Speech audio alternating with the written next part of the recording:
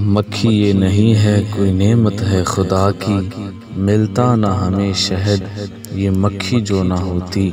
इस शहद को फूलों से उड़ाती है ये मक्खी, खुद खाती है औरों को खिलाती है ये मक्खी।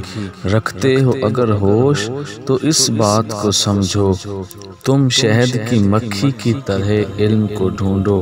ये इल्म भी एक शहद है और शहद भी ऐसा, दुनिया में नहीं शहद कोई इससे मुसफ़्फ़ा। हर शहद से जो शहद है मीठा वो यही है, करता है जो इंसान को दाना वो यही है।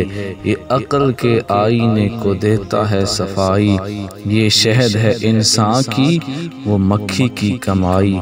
सच समझो तो इंसान की अज़मत है इसी से, इस खाक के पुतले को संवारा है इसी ने। फूलों की तरह अपनी किताबों को समझना, चस्का हो अगर तुमको भी कुछ इल्म के रस का।